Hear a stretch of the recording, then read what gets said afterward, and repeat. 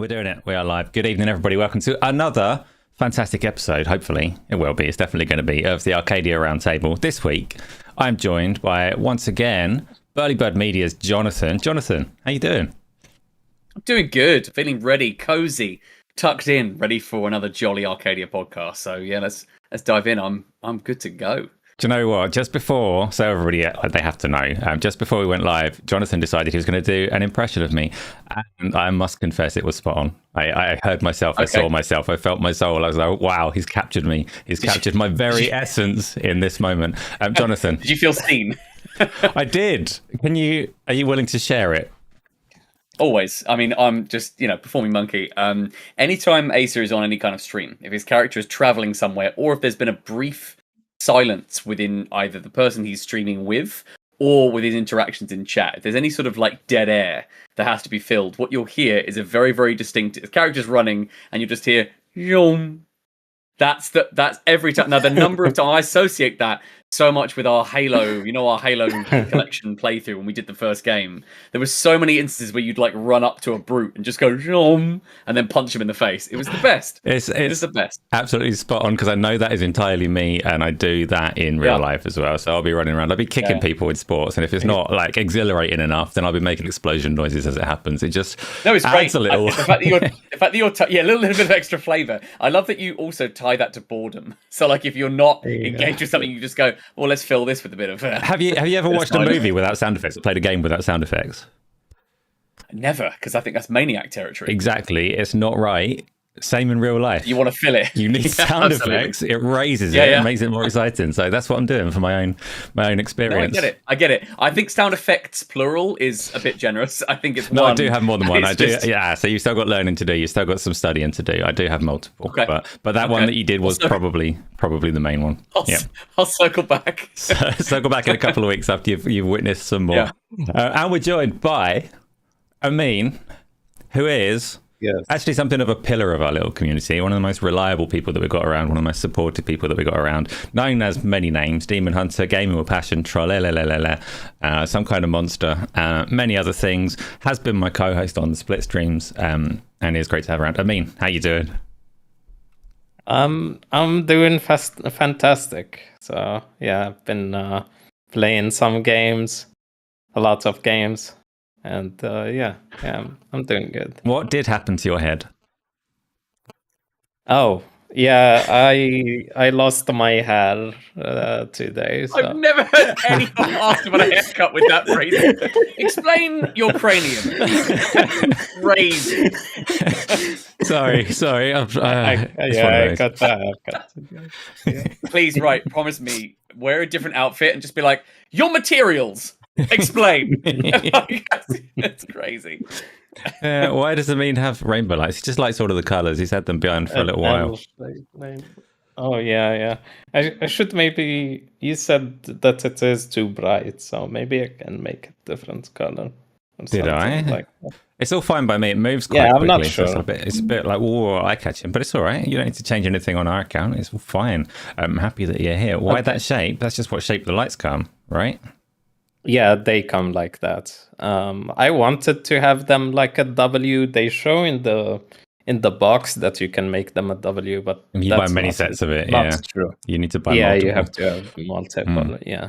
So that aside, what we're going to do, Amin has been on the show before, and obviously we've done split stream for actually quite a long time. We got through some entire games playing it that way and having a good old chat. So I know a lot about him, but if you're watching here, you might not necessarily know all that much. So we're going to ask him a couple of questions, like we did last week with other people when they come on, about who he is, what kind of gamer he is. We're going to start from the beginning. Amin, this is your storytelling moment. How did you get into gaming? Oh God. What's the story? Oh, you will start hearing Asa making noises now. You're like 3 sentences in, he's like, zoom. So, what's my story? So I've been gaming since I was a kid. I don't remember what was my first game that I played.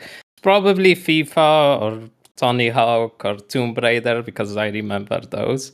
A terrible start. Carry on. Yeah. Yeah, So- I started. I always been a PC gamer, so never owned any console. Because my brother and father were like mathematicians and computer scientists, so they had computers around, and I was able to play games on them. What else? What else can I tell you about me? Well, that's a bit of a journey, right? So you started, Yeah. those are all Tony Hawk's, FIFA, obviously like sporting, skating stuff, and Tomb Raider, a single player adventure. I know you more for your multiplayer games and stuff, but how have they shaped your taste? Like, what are your genres? What do you play? Who are you as a gaming person? I play all things, but mostly FPS games. So you know that I love Counter-Strike, I love Half-Life. Yeah, hopefully Half-Life 3 someday.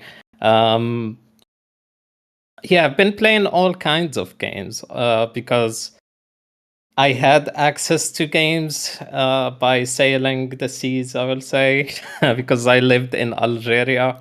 And yeah, I come from Algeria, so there is not a way to buy games, like a legit way to buy games. So let's say, so I played a lot of games, so I had access to a lot of them. Not online. I played online way later in like when I was 20 or something. No, when I was maybe 18. That's when I first played online.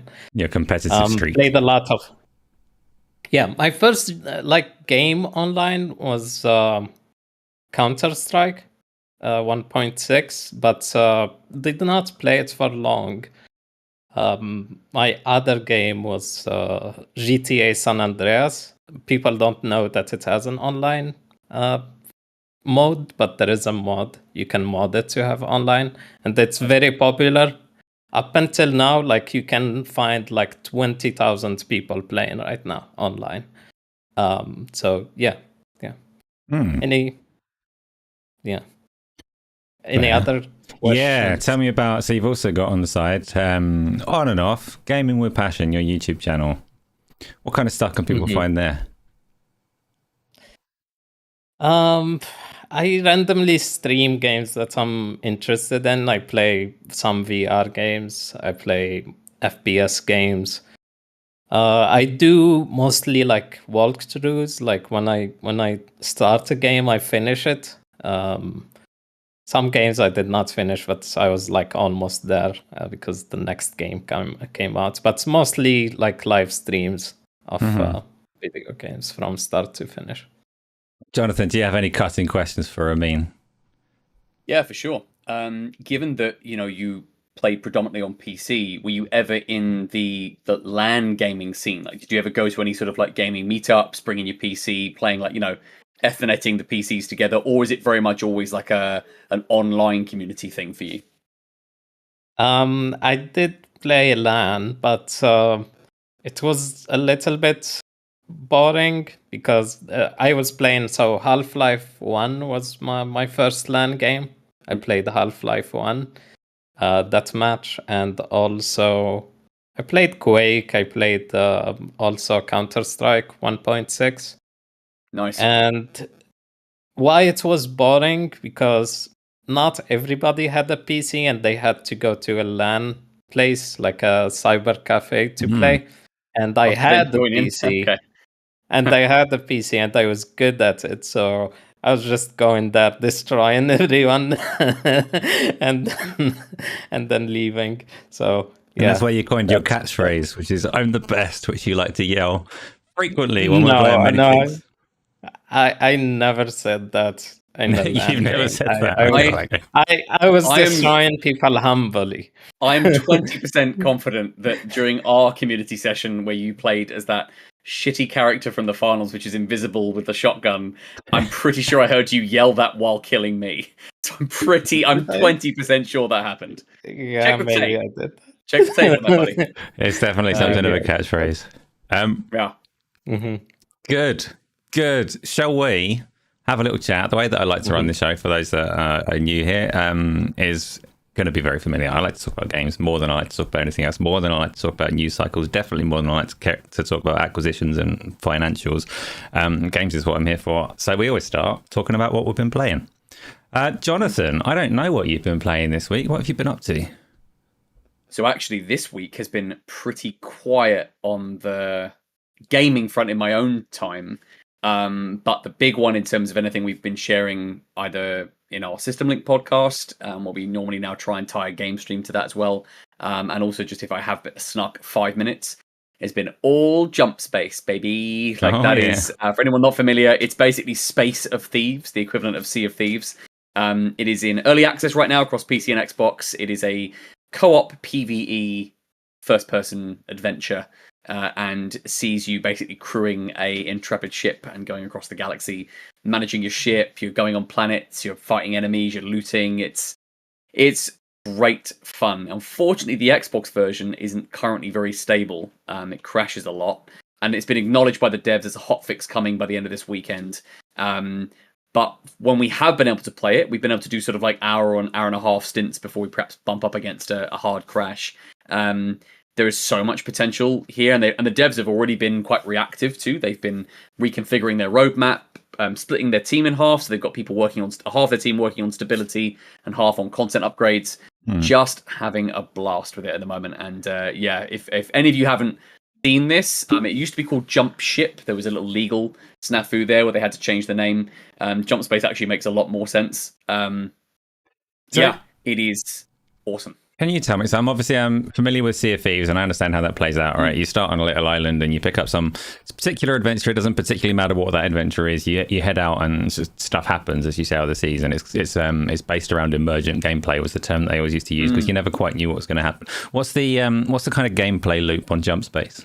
How does the session play out? Yeah, so not less emergent. I suppose it's a little bit more handcrafted. It's mission based. So you're sort of you jump to a sector. There's a bit sort of Lilac Wars-esque with multiple routes through the sector that have different objectives. And you pick a lane essentially as you travel through it. There's procedural elements to each mission. So you might find there's like an environmental shift or a variance on an objective. But the missions themselves are handcrafted. So it's kind of a blending, I suppose, of those styles. Where it kind of evokes Sea of Thieves is in the ship management, where you're having to put out fires, which is the equivalent, obviously, was it like, plugging up leaks on the ship. Manning different stations. You have to man the weapon station. You've got the sensors, which obviously the equivalent being the periscope. The on-board ship action is very reminiscent of Sea of Thieves, but the moment-to-moment gameplay outside of that is closer to sort of like a PvE, loot, and then action game. I think that's probably closer to that for sure. Do you encounter other players along the way, or is it just like your crew or a co-op mission? Right. Okay. So it's very. You are mission is your instance. It's always fighting against AI. There's no PvP elements at all. The devs have said they're actually not planning to add competitive multiplayer of any kind to the game. It is it's built from the ground up as a 1 to 4 player co-op game. You can play it solo. It is always online, but you can play it solo. You get a little AI buddy that helps you out, and he also mans the guns for you. Even if you've got a buddy on your team, he will jump on one of those weapon stations and give you a bit of help, and then travels with you on your various adventures. And you mentioned how like a run plays out and the moment-to-moment kind of gameplay loop. What's it got in terms of? Does it have like an overarching progression system? Do you get more powerful between runs? Yes, you are upgrading your ship and upgrading your weapons and character abilities, etc. There's a lot of sort of customization as well in terms of how you look and what your ship looks like. You're gradually repairing your ship because you find it as a derelict, and then you sort of gradually work your way through and upgrade it, make it more, open up new areas. You can upgrade its power systems, so you can have more things running at once. There's quite a few sort of systems within that, so you're having to manage things like, if you want to have like your super powerful railgun, you might have to disable a couple of systems to make sure that you're diverting power to it. So there's a lot of onboard ship management, and then the overall progression is you're unlocking essentially like components to repair your ship and progressing through the story. So how does that play out on the co-op sense? You're inviting other players onto your ship. Like, do they get any sense of progression as well? Or? Yes. So they're leveling up their character, and it's not like there's not character abilities per se, but there's things you can unlock for that ship. And they are boxing off the progression of the missions as well. So they're not doing anything. They don't take that back to their own ship if they then play in their own instance, but they do experience the story progression and anything they've unlocked in terms of like any weapons they found, any loot that does then carry back. And if, for example, you were to invite me onto your ship, would I potentially be able to completely wreck and sabotage the mission? Yes, for sure. Yeah. You should invite me on your ship. I don't want to. You have not sold me this at all. But the sound effects. Yeah, I think if I just mute everything and then like when we say like let's jump to warp and it's just you going zhong, just do a little bit quicker. That'd be great. Chronic in chat just tagged me saying I need to give Game with Passion a match and rematch. It's got him right in the feels. We are going to do a community session on that, so yeah, we'll get there. CEO Tony, you guys talking about Jump Space, the one Hunter said was trash. I promise you it's not. I'm having a blast with it. To each their own, of course, but it's exactly ticking the boxes that are very much I want. Clarification. I did not say clarification, saying it was Splitgate 2 that was not that good. Okay, cool. Lovely. There we go. Yeah. I played only the demo of Jump Space. Played it a little bit. I also played Wild's Gate, which is similar to it, but PvE kind of. Yeah. I played Wildgate as well. Not a fan. I found the shipboarding mechanic, like you did, they could just get into your ship with not really having to do anything, kill you, and then you respawn 20 seconds later. The ship combat as well was just like who can spam the weapons the fastest. That game really didn't land for me at all. I think Jump Space is definitely where it's at because they've refocused on co-op PvE, and it's a bit more handcrafted in that sense, which I really like. What about you, Amin? Do you agree with that, or do you like the other one? Wild, whatever it was. I did not play it too much. I played it when it was it was closed beta, so it was not like fully out. Played it just a bit, so I cannot say that it's better or not. But I like the looks of what is it? Jump Space. Jump Space. Yeah, Jump Space, not Jump Ship. Yeah, it looks good. It has like graphics similar to what is it called, Star Citizen. It's not as impressive as Star Citizen, but I like the looks of it. In that case, unless you've got anything else you want to say on that, let's move on to what you've been playing this week. What have I been playing? I've been playing a lot of Borderlands 4.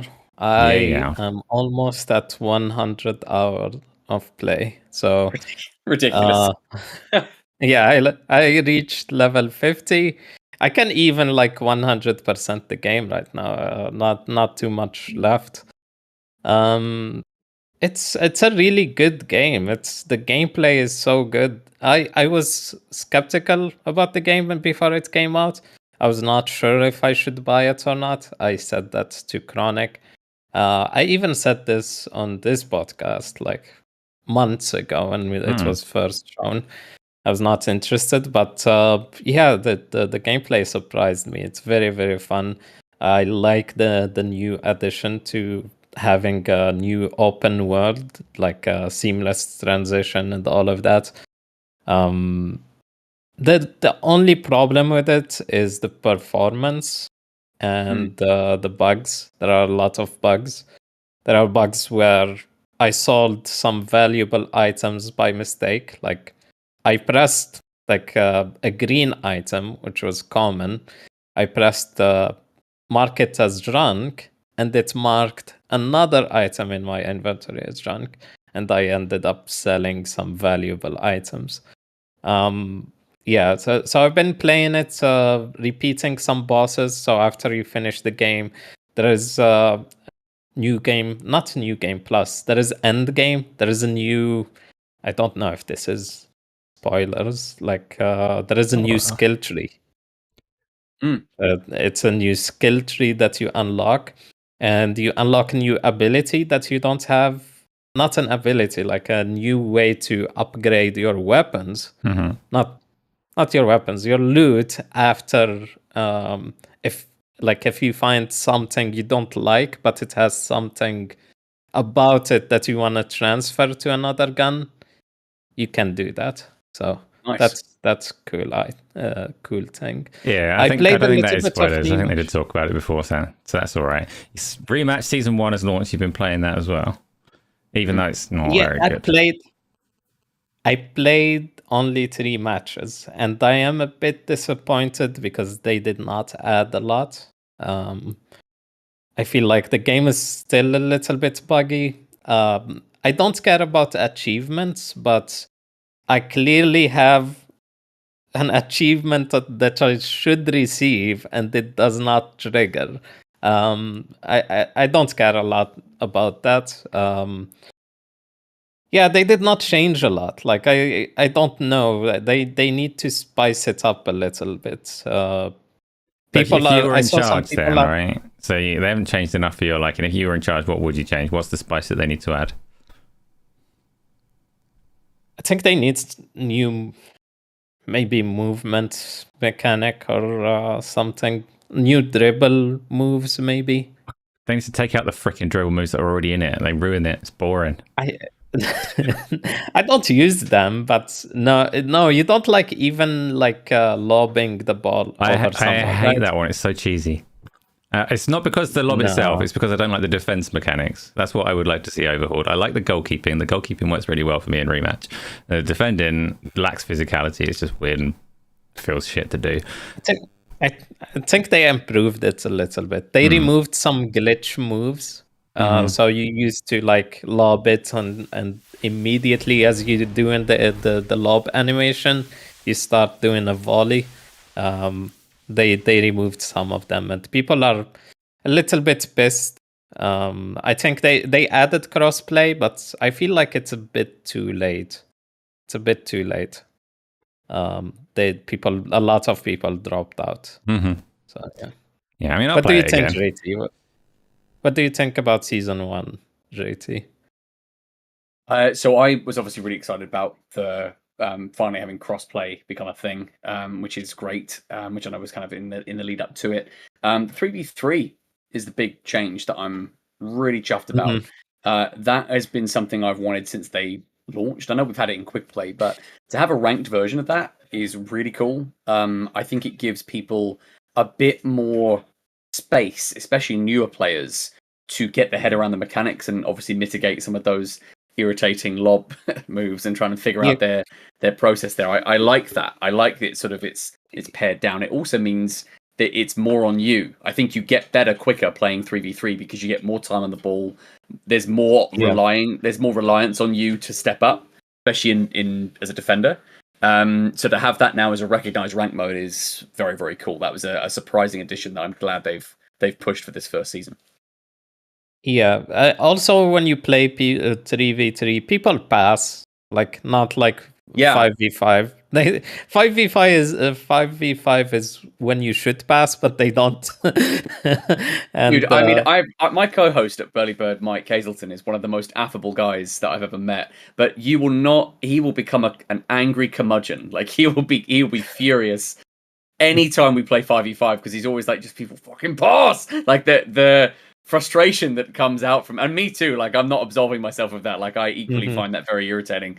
But the more I play it, I have encountered teams where we've had the opposite problem, where like we've come up against these really slick, incredibly well coordinated teams that are absolutely leveraging the pass mechanics and actually doing that, and that's sometimes can be quite intimidating to play against. People are doing like perfect crosses to each other or switching lanes, and they're really, really accurate.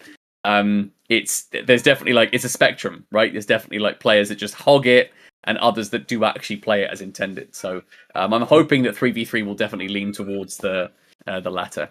What I want to see them introduce is, as a defender, I want more physicality. I want to be able to crunch through other players' kneecaps, and that will encourage some passing, right? If you can just crunch through everything, and also, if you know that Saka's coming and you're going to die, pass the ball. Most of them much better. Ace is coming. He's going to bowl you out. Anybody. Don't pretend that you not tackle people that don't have the ball. Don't pretend that you not. Doesn't do anything in that game. Of course I would. Yeah, crunch through everyone, but it's like that's fine. That's fine. I like that they added the physicality for defenders, so that when you hold down left trigger, you can like physically block the ball. I always thought that was you should be able to physically block the player. right? Like you can jostle, but what you want to do is you want to like shatter their kneecaps. I don't mind to pick it up again. But yeah, I don't enjoy the defending. You saying this with your picture, like just being like, I want them to never stand. No, I said I don't mind. Like I'm indifferent if they ever stand again or not. Oh, okay, okay. Not as committed. No. Now ask me. Hey, Asa, what the hell have you been playing? Do you know what? I've been playing Hades 2. Nice. Yeah. I'm playing it on PC. Yep. I had it for like the last year or so. It came out in early access, but I don't play games in early access. I prefer to play the complete package.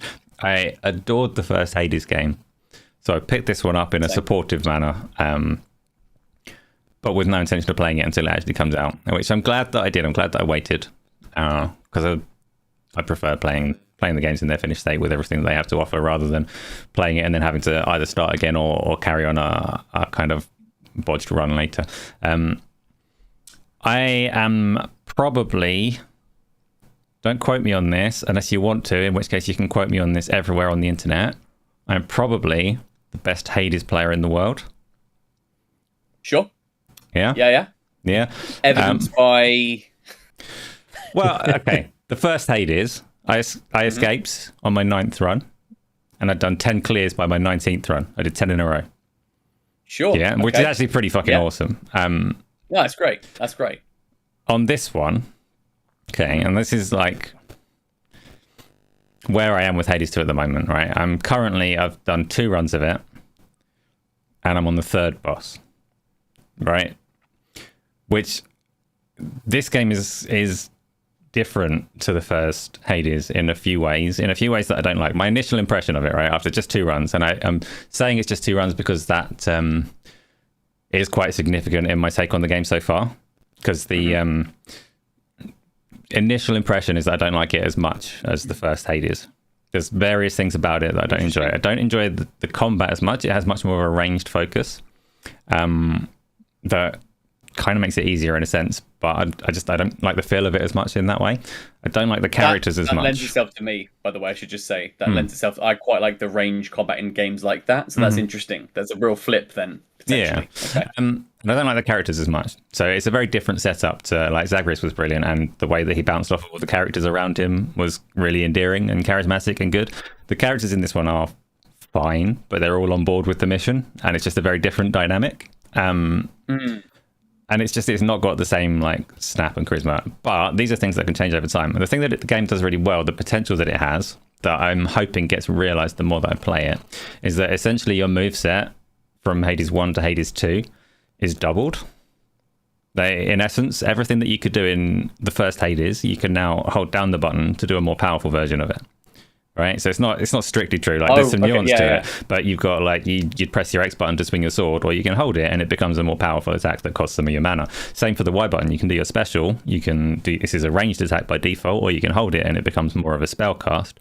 And the same for what used to be cast. It'll put like a circle on the floor that by default just slows people down, but obviously it's got modifiers, and you hold it down to make it explode. And even the sprint, right? You used to be able to dash with the A button. You can still dash with the A button, but if you hold it down, then you dash into a sprint. So everything is essentially doubled, which doubles the canvas for the modifiers as you go through. It doubles the potential for interesting builds as you get new spells from the various gods and characters and start modifying all the things that you've got, which means potentially it could end up really taking my breath away in the late game when you start really expanding the builds beyond what you could do in Hades 1. Yeah, is it perhaps sort of like they're playing for longevity there, that there's going to be a sort of a longer payoff to that with those mechanics? Possibly, and it's something that like I'm just acknowledging at the moment. I don't like it as much as Hades 1, but it has the potential to win me over because it is kind of backloaded in the new features. So the things that are like separate it from the first one should pay off later rather than paying off at the start. So I'm trying to like reserve judgment for a while until I get there. I was a little bit pissed. My second run was going really well. The game arbitrarily puts, and it doesn't do it for everybody, I've discovered, but it arbitrarily puts a horrible curse on you to soft block your run so that you take a stacking damage debuff, an incoming damage debuff, room by room. I see. So it kind of artificially cut my my second run short, even in a way that's like, that's a bit mean, but probably for the best because I'm far too good at the game, right? They need to put these things against me, otherwise, the world's best Hades player is just going to blast through and never get this end game stuff. It is though. And I know, Jonathan, you were saying that you loved the first Hades, and you've got some stuff to say about Hades too. It is more Hades, right? It is more Hades, and it is still beautiful, and it sounds so good. And that's my angle on this, which is that actually I think your points are absolutely totally spot on. I think especially because you spent so much time with the first game, you're so invested there, that there's going to be those wrinkles and those changes that perhaps didn't land in the second one inevitably, especially if it is trying to sort of arbitrarily get you to that sort of slightly longer payoff that you're going to feel the benefit of those combined mechanics as the further you get into the game. The thing that I think actually plays to a strength of what they've done with Hades 2 is that I generally speaking, I think I've realized that I don't personally require most, if any, sequels to always have to reinvent the wheel to justify their existence. Sometimes if you've got, I so believe in the if it ain't broke, don't fix it methodology. And that shouldn't, sometimes that can be conflated with like, oh, don't be ambitious then. I don't agree necessarily with the yearly Call of Duty model, which always feels like it is a bit recycling, even though those devs are on 3-year cycles. The games being annual, much like the sports titles, much like Assassin's Creed was for a while there, sometimes can breed a certain repetition where they sort of become creatively stifled. That being said, if you've got something that really works and has found an audience, I don't think necessarily, like, then the counter argument would be that, okay, Assassin's Creed Origins to Assassin's Creed Odyssey, or, do those games always need to have some massive leap in order for them to be enjoyable? And I think Hades 2 is a classic case of that. Something that clearly resonated with an audience far greater than they had anticipated with the original title. They've secured the timed exclusivity on Switch 2. It's clearly connected with the people that really loved the first game, even if there are certain things that, like you said, that haven't quite necessarily gone the way that you expected. I don't believe that games like that need to massively reinvent themselves in order to be successful or to be enjoyable. So I'm glad to see them iterate. I'm glad to see them make iterative change, because I think sometimes that can be really interesting. I'll give you the counterpoint to this, which is that I remember Banjo-Kazooie to Banjo-Tooie was one of the best jumps of all time, because the scale of the levels increased, the splitting the characters, they added some great mechanics, but fundamentally it was more of what you loved about the original game, with lots of sort of additional ideas thrown in. Tooie to Nuts and Bolts was so egregious because it was fundamentally not the same game anymore, pitched like it was, or this being an evolution of the platformer. They even made jokes about it in the opening sequence, where you're Fat Banjo collecting a bunch of musical notes, and then the Log, or whatever the main villain was called, made a joke about how, well, players don't like collectathons anymore. And I found myself yelling at the screen going, yes, we do.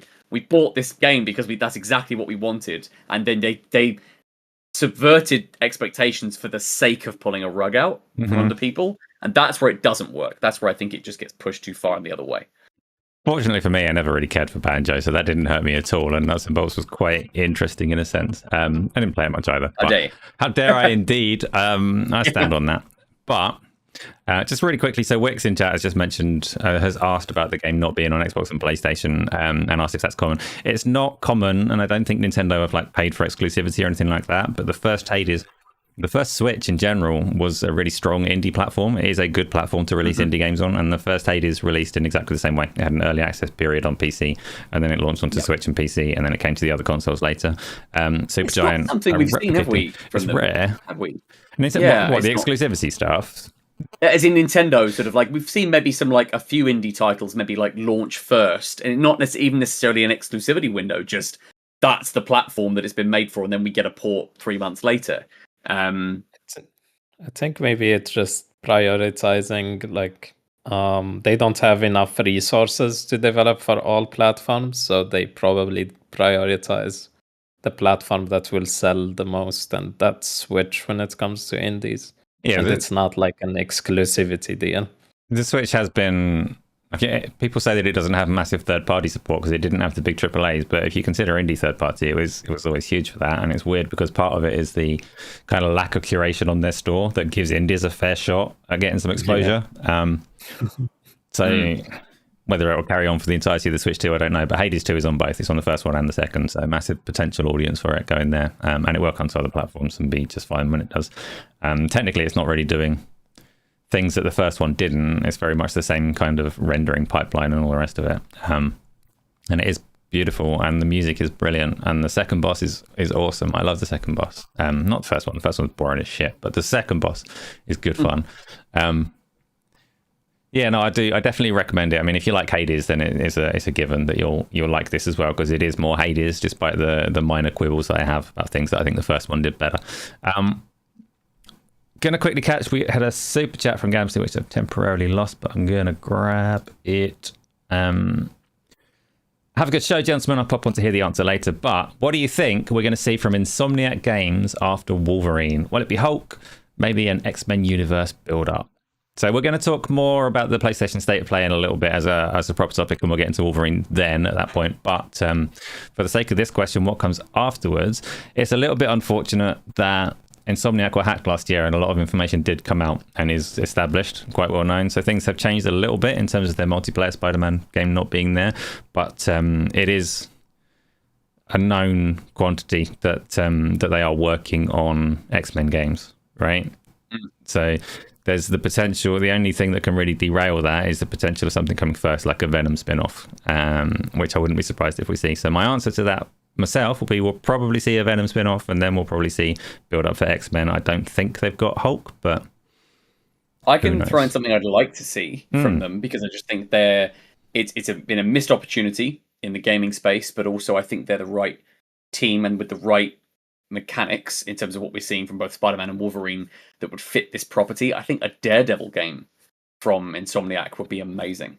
And I think that as a property could be that sort of street level, bring in the Punisher, bring in the Defenders. I think it would be a really interesting take on more of a brawler, not the sort of like the high swinging of Spider-Man, not the violence of Wolverine, but something that's sort of a bit more street level, or maybe even closer to like a third person shooter. If they got the Punisher, it's tonally more Sunset Overdrive, isn't it? Like, yeah, tonally that fits, so they could do that. You're not wrong. I wouldn't be out of place for them, I think, if that was a segue they took. And if we're kind of building like a sort of a Marvel Games Insomniac mini universe within that, that's very exciting, and that has a lot of potential, I think, for sure. But we do have a Daredevil game coming, don't we? I mean, and you're looking forward to it, aren't you?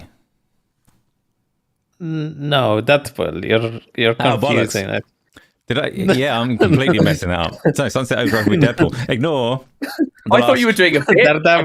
I genuinely thought it was a bit that I'd missed there. No, that's me confusing my heroes. Shut up, comic book nerds. There's Deadpool VR from Neil Patrick Harris playing Deadpool, but Daredevil's not funny. Thought you were like, why would that be Sunset we're getting Overdrive? a Daredevil game. Daredevil is bloody, actually, so it's not going to be anything like Sunset Overdrive. But I want them to work on, this Asa, the Punisher. Yes, you do. I want someone to work on the Punisher. I love the Punisher from was it Visceral? I think it's Visceral or THQ. That was a really underrated game. It was like a Max Payne game without the bullet time. That I want someone to make it, either Insomniac, Naughty Dog, or the Coalition. Anyone with high budget, I want them to make it. If it's not a high budget and it's not good, no, I don't want that. No. Okay, fair enough. So this actually it makes sense as a jumping off point to talk about Wolverine, because State of Play is one of the topics there. But before we do, does anybody have anything else Hades 2 related?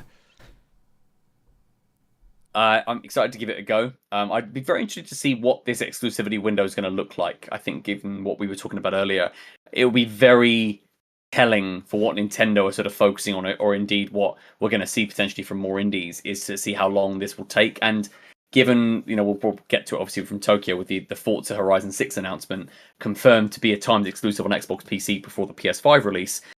Indiana Jones was like 4 months. I don't know if there's a consistent cadence yet of titles that are first-party Xbox titles before they hit multi-platform, if they're new releases now moving forward as opposed to older ports. I think establishing that cadence could be really interesting because, like, I was expecting South of Midnight, for instance, to jump across to PlayStation within sort of 6 months to a year, and we're within sort of 6 months now of that. So I wouldn't be surprised if we start seeing like most games outside of maybe Nintendo first party, obviously, but we'd see most games being like some form of timed exclusivity, and just what that looks like, whether there is going to be sort of a standard cadence for that, or if it's going to be like case by case, essentially. Mm-hmm. I think maybe Hades will release I think it's very smart from them to release the Xbox and PlayStation version on Game Awards Day, like a shadow drop, because it will show up there. People that are watching will see it, so probably it's a good idea to drop it that date. You can probably look to the past to see what they're doing now, because everything about this release has very much mirrored what they did with the first one. So I expect they're mirroring for the kind of the gap as well. I don't know if that might have dropped on a, like you say, on a Game Awards kind of day or something like that. I think it might have gone into Game Pass when it did come, but yeah, I think the landscape for them is probably pretty similar to what it was when they did the first Hades. I think they are enjoying the success of doing the same strategy again, so they'll probably stick with it. I'd say look to the past to see what the plan is for the future for that particular instance. Let's talk about Wolverine then and the state of play, but we might as well, because you're talking about the Punisher, right? And the Punisher is a particularly gory IP. You'd expect if there was to be a Punisher game, an awful lot of blood and guts. One of the things that came up when Wolverine was revealed by Insomniac in the first instance was a whole load of sweaty comic book nerds like ourselves, who don't know the difference between Daredevil and Deadpool, coming forwards and saying, well, I really hope that this is super gory, because Wolverine's not supposed to be like he is in the X-Men films. It's supposed to be nasty. He's supposed to be dismembering everyone. He's supposed to be disemboweling everyone. His claws are supposed to rip through flesh. I want to see blood. I want to see guts, or I'm not going to be satisfied. It can't be anything like Spider-Man. He's too nice.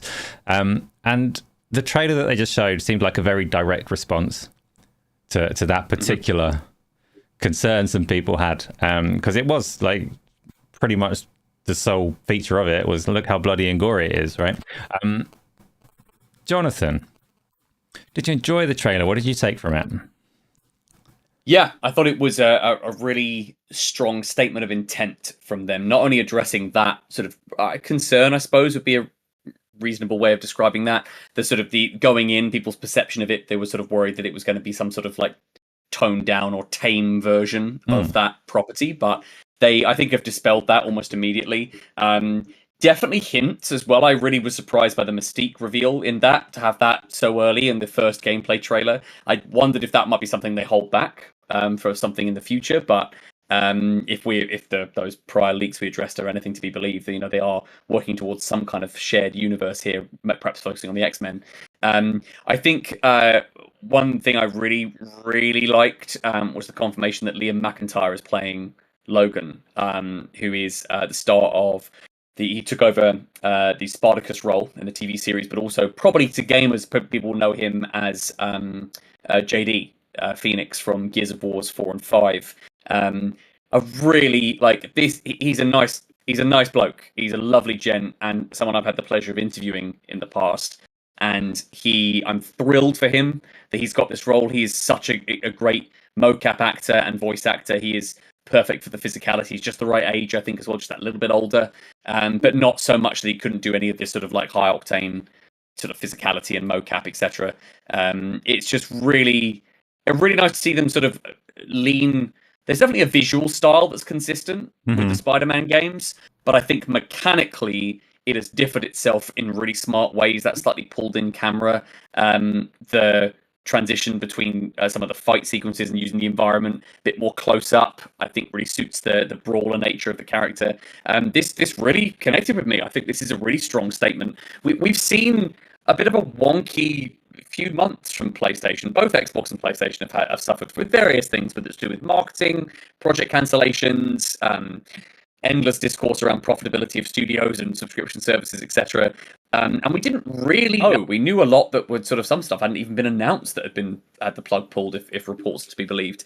So the state of PlayStation's first party beyond Ghost of Yotei was kind of a bit muddy. We didn't really know what was ahead. this has now planted a really great flag for the end of 26. I think it's going to be their marquee title for next year. And yeah, I was really impressed. I think it completely allays any fears that this is going to be some softer version of this title. I think they are absolutely leaning into the source material. They're being faithful to the character. And ultimately, I think it will, I believe it will deliver exactly the kind of visceral and very, very heavy experience that they are pitching it as, that they are shooting for right now. Mm-hmm. I mean, you love blood. Yes. You love the Punisher. Yes. You're all about it. You want a vigilante that's just tearing, walking around street level, random civilians at pedestrian crossings, just ripping them to pieces. That's what you're after. Does Wolverine do that for you?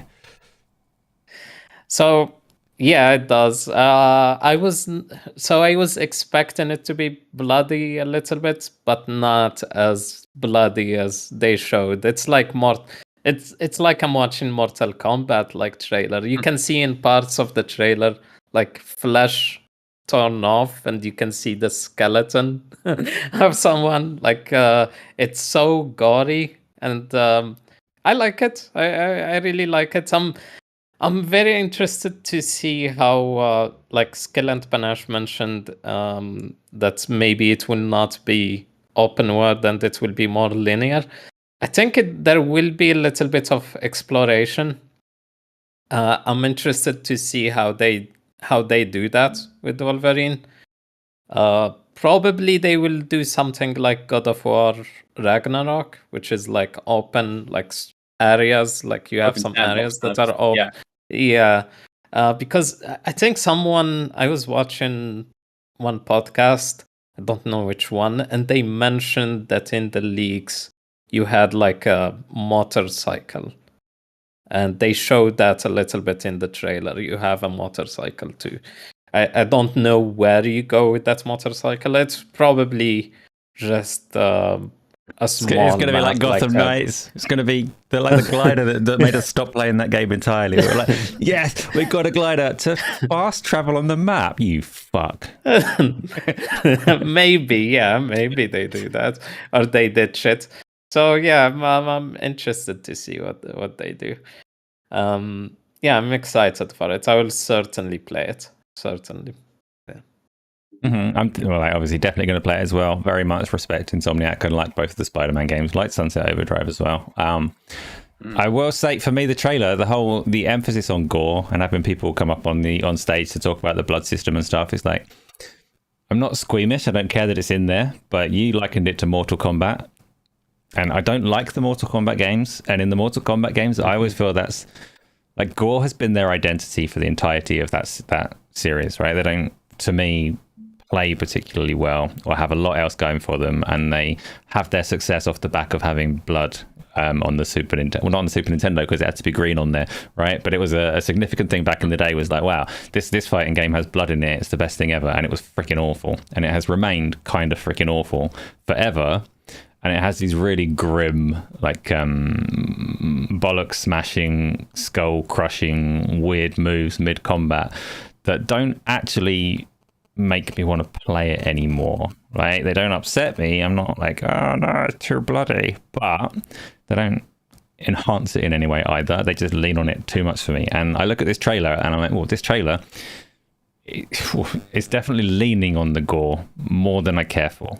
Like, I hope that they don't get distracted by this need to make it like mature, because it's not mature, right? It's just blood. But it's Insomniac, right? And every other game that they've done recently has been freaking awesome. They have a lot of pressure to make it freaking awesome. They have a lot of pressure from Sony. They have a lot of pressure from Marvel. So realistically, there's probably going to be a fantastic game there. Yeah, so that's not to bring any negativity to it. It's just that particular facet. It's just like, I'm indifferent to the blood. So show me more of the other stuff. Show me more of the other, like how it plays out. I wonder if it was sort of like constructed this way as a marketing beat, because this has been so long. We'd had that terrible leak of theirs where they sort of, that really awful off-cam footage that made its way online. I think in some ways this was about sort of resetting expectations and also having a clear mandate for what the game's going to be. And then I think inevitably when we get that story trailer, or if I could imagine at the Game Awards we could see like a bit more narrative context. that's where they'd be able to maybe pick and choose those moments a little more. This, I think, was very carefully edited as a re-reveal of this game. Given that we hadn't seen anything in-engine gameplay or otherwise since the CG teaser, like this was it, other than the leak. So it was definitely the right thing for them to do in this instance. But I hear you. I think you don't necessarily want this to be much like Mortal Kombat is, which is what that game is, and that's fine. But I don't think necessarily it should be defined simply by its dismemberment or its gore systems. You would hope there'd be a bit more meat on the bone, pun intended, because otherwise it's just not going to have the sticking power or the narrative investment that we had in all 3 Spider-Man games from them so far. Yeah, it's just it's not even a concern because I don't think that they're going to fall into this trap by any stretch. But just from this trailer, I'm like, oh, it's actually going to get really tiring just executing everybody in this way. Like, hello, random pedestrian that I just feel like attacking right now. I'm not going to knock you out. I'm going to rip your head off, tear your arm off, stab you through the skull. Maybe the fight will continue from there. Maybe it won't. Not sure. I get tired of that. I love it in Doom, so I love it. That's a good example, right? I love it in Doom, but Doom has so much going for it, and this I expect will have so much going for it. It's just that the trailer like evokes Mortal Kombat, and I don't like Mortal Kombat. That's the only thing, right? Have more, and it will have more. I'm sure it will have more. I'm confident it will have more. So then we also had at the same Sony State of Play their other first-party game for 2026, and you can say so. Jonathan, you were saying that like they've put down a strong flag for a marquee title for next year. I hear mixed things on whether they're doing enough for next year or not, because Sony have had in terms of their first party, a relatively dry spell since the PlayStation 5 launched, right? It launched pretty strong. They had game after game after game for the first 2 or 3 years, and then it's been a bit quieter since. Now we're looking at 2 titles for next year that we know of, or that I can think of off the top of my head, which is Wolverine and Saros. But Saros looked pretty good. Yeah. Are you a Returnal fan? Jonathan, we'll go to you first. You're a Returnal fan, and what are you thinking of the Saros trailer that you've seen so far? I loved Returnal. In fact, I think Housemarque's acquisition by Sony is one of the best things they could have ever done. I'm so glad that team has some semblance of security now, like some financial stability, because there was a minute there like that they had a couple of smaller releases that didn't land. This was before the acquisition and before Returnal. So a couple of games that didn't find much of an audience, and they were probably a little bit on the bubble. Then they got the Returnal contract, and that game just sung. I thought it was a fantastic release. This actually looks this to me feels very much like that iterative sequel, even though it's not a direct sequel, it's its own IP. But mechanically, it feels very iterative and very familiar. And I don't think that's a bad thing. I think it just looks really polished, giving its own story. Another shout out to another lovely human being, by the way, Raoul Cowley, who's playing the lead in this game. It was from Midnight Mass, if anyone, or iZombie, if any of you are familiar with those 2 shows. I think this landed really well. And had that very signature Housemarque style of sort of like the very arcade battle enemies and the weaponry you have to sort of dodge at the right time. The sort of slow ring based energy weapons and stuff. It just really, really clicked. It looks fantastic. I think it's gonna be another hit for them. So this being a sort of spring title, and then Wolverine in the fall will be a nice 1-2 punch from them next year. So I like. I'm a massive fraud in saying this, but I loved Returnal. I didn't finish Returnal. So this is where I'm a massive fraud, right? I loved how responsive it felt. And I loved the, it's like particle art. It really sings on a screen. It's the detail, isn't it? Yeah. It's a beautiful thing to just witness, and it feels brilliant to play. It's so responsive, so snappy, so satisfying. And just, there's colours flying everywhere, and I love that about it. This is obviously both. Yeah, that's it, isn't it? I think this feels like them playing to their strengths, and I'm always like, more power to a developer doing that. Like, take Hazelight, Joseph Fares' Hazelight with A Way Out, It Takes Two, Split Fiction. Each one with their own identity, each one experimenting with mechanics and keeping things fresh every level. But at its core, they are mandated co-op, third-person co-op games, and that plays to their strength. So give Housemarque the scope and maybe a slightly bigger budget to go and do that, and everyone wins. It's a really smart investment from Sony to have this team under their first party banner, and we're seeing now the fruits of that. This being their second major title for this gen after Returnal. So yeah, I'm thrilled. I think this was probably the highlight of the show for me, actually. I think I had one other thing I wanted to throw in, Deus Ex Remastered, which I'm a big fan of that series. I've always been a bit dubious of Asper as a developer, as a port house, because we've seen some like the Star Wars Clone Wars game Knights with a of the Old wonky ass Republic. port. Yeah, and of course that being the sort of most high profile one that's There's nowhere, lost yes. in the ether somewhere. So always a bit nervous when I see the name pop up, especially when it's a beloved game like Deus Ex, which is one of my all-time favorites. But nice to see that game make its reappearance at a PlayStation show. I think that's really cool, and maybe an indicator as well that Eidos Montreal will get their finger out their arse and make another one. But yeah, but in terms of like what really like getting the deep dive on Saros, I think was really cool, and having the really explicit look at it was it definitely landed for me. This was definitely a highlight of the show for sure. I mean, do you have an affinity with Returnal? Have you played it? Are you looking forward to Saros? What do you think? No, I did not play it. I would like to play it. I do have it on PS Plus, but I just can't play this on a controller. I can't. I need to play it on PC. I have to have it on a controller. Like those games No, are like I can't. they sing on a controller. No, I'm not good with the controller. I have to play it with mouse and keyboard. Maybe I'll pick it up next because I finished Borderland and I need a new game. So maybe I'll pick up Returnal and I'll play it on PC. You can see Joe's in there, Gaming Critic in there with you saying mouse and keyboard for the win. Like mouse and keyboard obviously has massive advantages, but this game is tuned for a controller, so you're just cheating yourself. Just cheating yourself. I don't care. Built for the DualSense, baby. No, I don't know if it even works because I have not used it in ages. That's really cool, by the way. Shout out to Tom in chat just saying that Returnal's made him go back and drop into old Housemarque titles recently. Those games don't get old. Yeah, I mean, incredible. Dead Nation, just one of the best.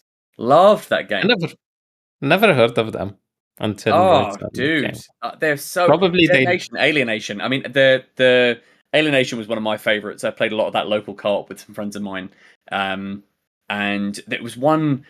I want to say it was Next Machina or something, possibly. I think that was a title they made that again didn't quite find an audience, but mechanically was really, really interesting. So I'm glad that they've kind of they've resurged now under Sony, that they've got they've got their sort of financial security and they're able to make the games they're good at. Mm-hmm. You know. So. Did they release games on PC before, or maybe they did not? Maybe that's why I never. They worked with Sony for what was their PS3 one? I can't remember what it's called. Dead Nation. Resogun. I'm thinking of Resogun. That was them, right? Oh, Resogun was a PS4 launch title, wasn't it? So they worked with Sony with some exclusives ahead of that as well. They've done that acquired. A lot. Yeah.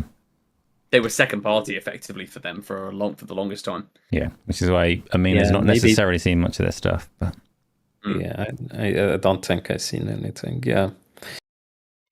Yeah, I'll play it. I'm not super excited for Saros until I play Return. No, I'll do it in the near future because it is a gorgeous, gorgeous game. Even if you have to play it on easy mode with a keyboard and mouse, it's fine. We won't judge you too hard. So, even if you have to sort of undermine the creative intent by playing it on a keyboard and mouse, I get it. You do you. That's fine, as long as you're enjoying yourself. Let's have. Was there anything else from the Sony state of play? Obviously, they sandwiched it with Saros and Wolverine, right? So their first-party games at the beginning and end. But there was some third-party stuff in the middle. Was there anything that jumped out for you? I was hoping that GT7 Gran Turismo comes to PC, but no. Surprisingly, we have Flight Simulator coming to PS5 and PSVR. The PSVR bit is very surprising, so that's interesting. I will not play it, but other than that, I don't. Battle. Yeah, we got the good campaign look, didn't we? Just on with Flight Sim, it is so funny to me that like a bit like Indiana Jones getting a PS5 Pro version, and like the best place to play that Microsoft timed exclusive is on a PS5 Pro. Right, or PC, obviously, but like in terms of console gaming, and I love the idea that like the Xbox version of that game doesn't support VR, but the PlayStation version does. And for a game like that, VR I think is purpose built for that kind of experience. So it's just fascinating. We're living in the weirdest timeline right now. This gen has been weird, and that is definitely an example of that for sure. I'm surprised that Microsoft let them work on PSVR 2, which is like a dead platform. Like not a lot of sales there. I'm not sure. Yeah, Battlefield 6. I'm very excited for the campaign. I'm probably going to play it only for the campaign. I'll play a little bit of like multiplayer, but mainly the campaign. That's what I will be doing. I'll probably just subscribe to EA Play and play it on there. But yeah, are you excited for the single player, JT? Yeah, the last Battlefield game I really enjoyed the single player was Bad Company. I had a blast playing those games. And then following that, it pretty much had always been multiplayer for me. Battlefield has always been defined by that, from 1943 right the way through to Battlefield 5, Battlefield 1. And seeing this trailer, actually, it was nice to see the emphasis they put on it, and they're clearly treating it like it matters, which is something that I think we haven't seen from Battlefield in a long time. I'm hoping they're going to go the Titanfall 2 route and keep it nice and short. Just a short and sweet, really polished, really set-piece heavy campaign that will very much tick boxes for me, for sure. I really liked the campaign of 3 and 4. So those were really good. Yeah, I like a tactical single-player campaign. I like that. I do like that.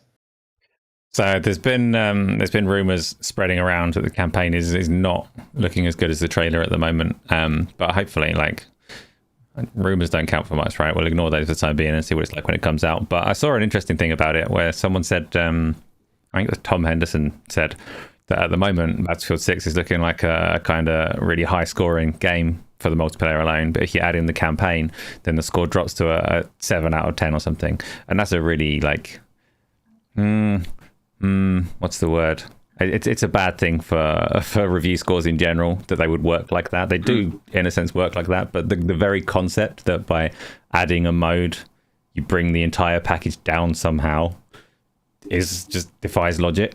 And highlights a real problem. For me. It is disingenuous. It highlights a real problem with review scores in general. But just the way you're critically appraising a game, I just don't think that's a reasonable way to do that. It also just doesn't seem that likely that you would have this that the multiplayer mode would be incredible and that the single player would be so underwhelming that it would then bring the score down that much. You might dock it a point, but you turn it from a 9 to an 8 maybe. But like putting it down to a 6 or 7 just seems. Yeah, I don't even then, like the idea of taking a score down because some extra content, like if you give it a higher score without that content, is a conceptually weird. Yeah, especially if that's the conversation. If you're taking it as a whole package, treating it as one thing, score it based on everything you've played, as opposed to this part that I've now experienced first is a 10 or a 9, but because I've now added this into consideration, I'm now bringing it to a 6. That seems odd. Yeah, and the whole thing is like you can't not account for the flaws when you're doing a review, but it just highlights how that whole thing is quite challenging to get right. You mentioned, I mean, you were talking about Flight Sim there as well, which is kind of interesting because Flight Sim supports VR on the PC, but Asobo has a battle for that. Microsoft don't like supporting VR in their games, and they won't let me have it in Forza, and I hate them for it, and I will always hate them. And I've been writing them letters every day for the last 8 years now, saying, "Give me VR in my Forza games," because. Can you imagine Forza Horizon with VR? I would play it every day forever. Forza Horizon 5 in like first-person VR would be a treat, like an actual treat. And we're getting 6. I know we haven't got to Tokyo Game Show yet, but we're getting 6. It's a timed exclusive. It's set ready. Does that mean?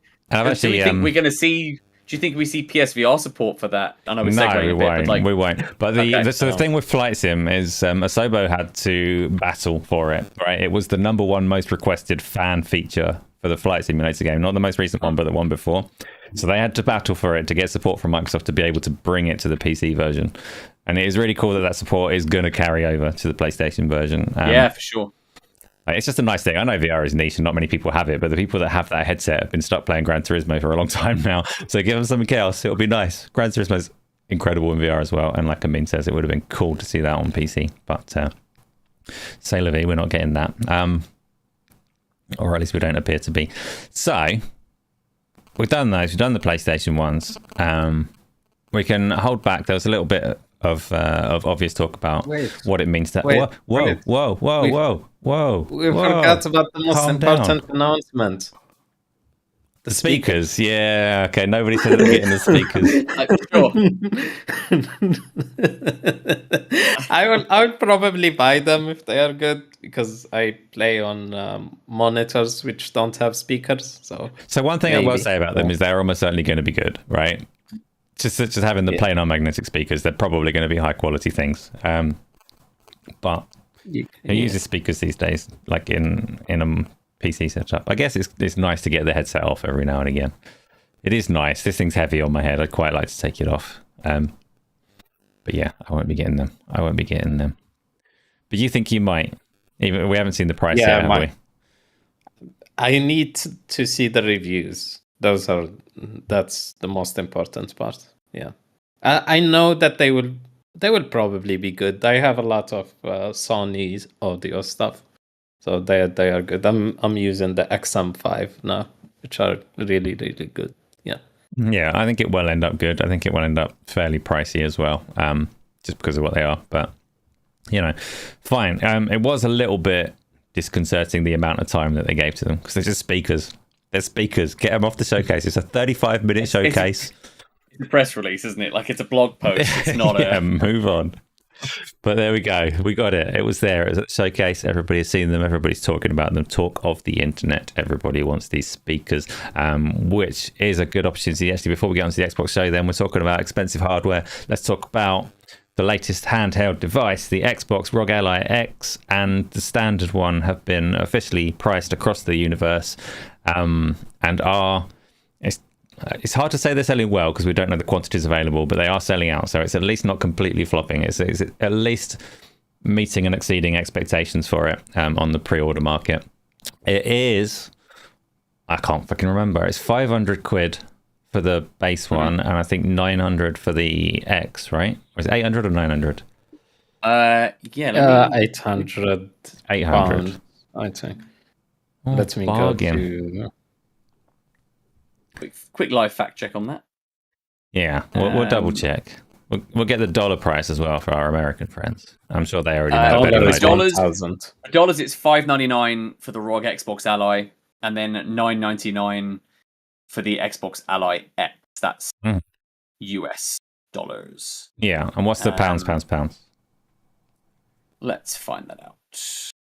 And quick disclaimer: the reason I don't know this is because I don't. It's not a device that I'm going to get myself because I'm not a handheld kind of person. So I haven't followed it too closely.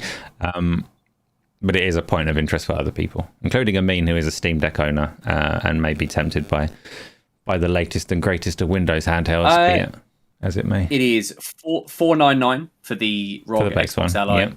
And then the Xbox Ally X is $799. $799, so the 800 quid. There we go.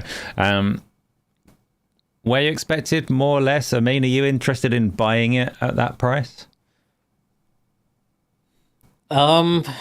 So it's a complicated question because I don't need it. I already have a Steam Deck and I'm satisfied with that. If I did not have a Steam Deck, I would buy the expensive one, or I would even go to the Lenovo one. But I already have a Steam Deck. Do you use your Steam Deck? Yeah, I do use it. I use it whenever I'm traveling. I play older games. If the game is new and is supposed to be really good looking, I'll not play it on a handheld. Even if I had the Lenovo one, I'll play it on my PC with the good screen and OLED and all of that. But sometimes I just stream my PC, so I can stream my PC, my Xbox, and my PlayStation to my Steam Deck. All of it. So if I'm not feeling like sitting at a desk playing a game, I will just do that. And that's all I need. And I also use it for cloud gaming. But if I did not have a Steam Deck, I would buy maybe the ROG Xbox Ally X. The price is what I expected.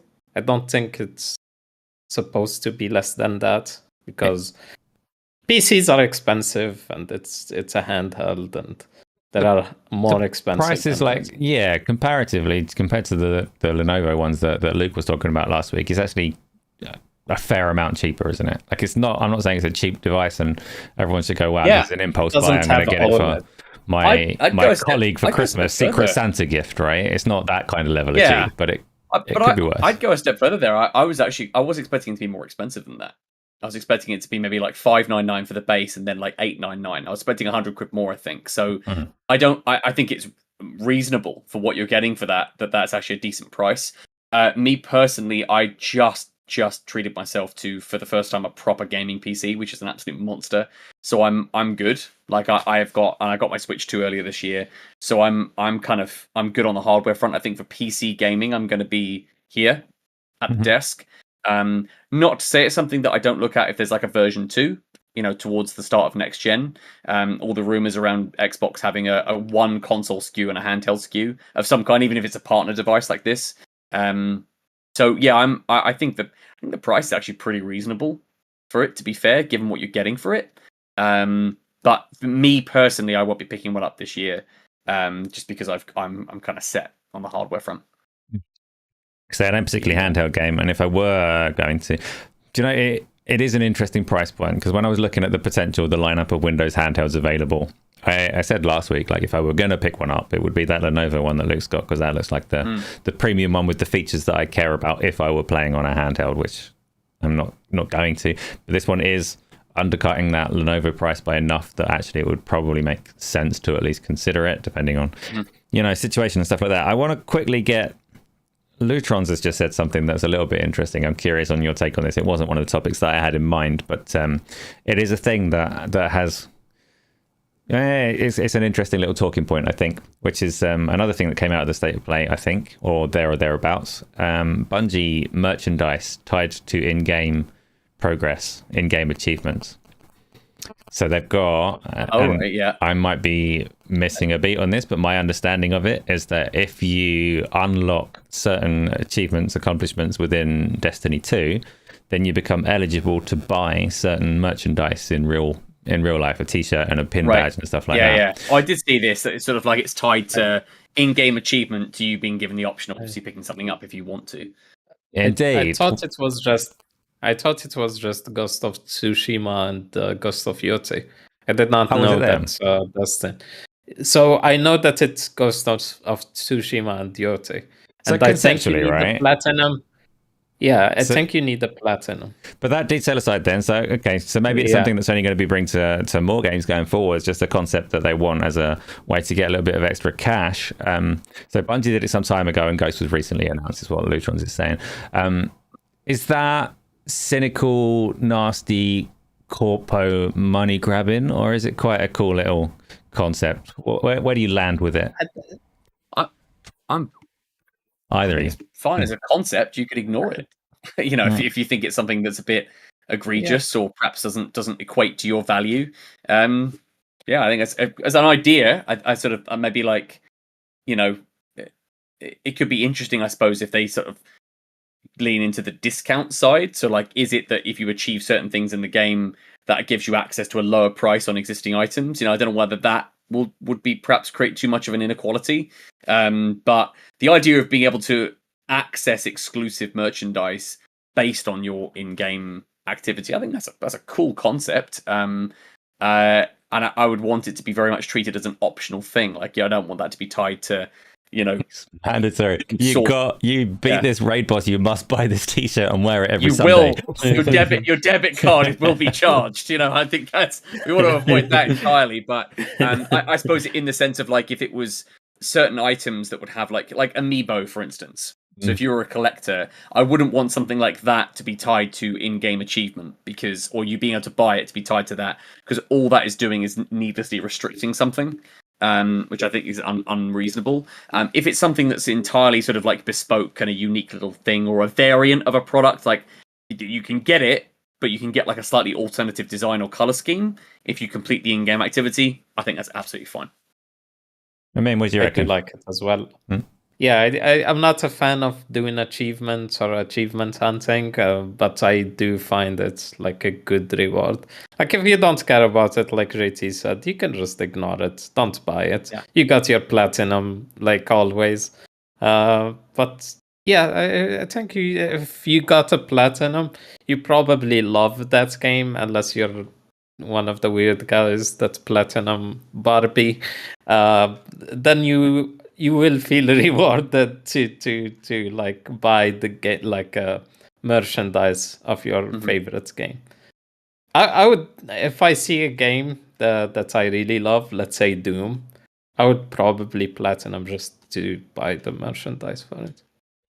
Yeah, I kind of land in the same place. I actually think it is quite a cool concept. I think for a long time people have looked at achievements and things and wanted something tangible, something more tangible. I agree. And like, yes, you have to pay for it, but it is more tangible, and it is rather than like the metagame that achievements and PlayStation trophies and all that kind of stuff work towards, where it's a metagame of keeping you on the platform to get a broad array of points across an array of titles. This is more there for people that have their thing that they're into, to like get a badge to show off, essentially. Like I did a lot of Destiny, I get to have this special t-shirt or whatever. I am really good at Ghost of Yotai, I get to get a freaking katana. It's not a katana, I don't know what the reward is, but that kind of thing conceptually, I think it's kind of cool. I have mixed feelings on achievements in general. When they first came out on the Xbox, I was like, this is cool. It's nice to have a meta system to make it, like, to track your progression in the way that you could play a singular game and get addicted to its progression system. To have a meta one that works across the platform was a pretty cool idea. And then over time, it became more and more apparent that actually this is just a hook to keep me here, and it's not hooking very hard anymore. And I went off them, and now you get games structured around it where you're doing stuff that's not fun because there's achievement points tied to it. And at that point, I was like, actually, I've been hoodwinked. This isn't working out for me. Why am I farming these pumpkins? I'm not doing it anymore. And I'd move on and like just play the bits of games that I enjoy more rather than fall for the achievements and stuff. But to have that tangible reward as an option, I have no complaints about it, honestly. Yeah.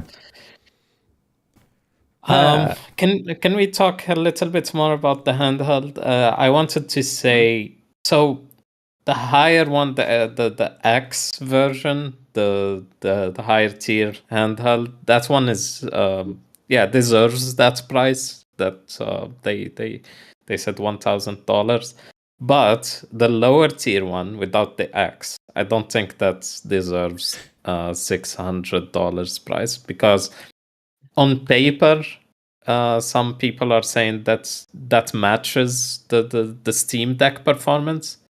And the Steam Deck is way cheaper than that. And you can get an OLED version of the Steam Deck for that price, or lower than that price. So yeah, I guess part of that, obviously there will be I'd imagine there will be other handhelds that have the same chipset, right?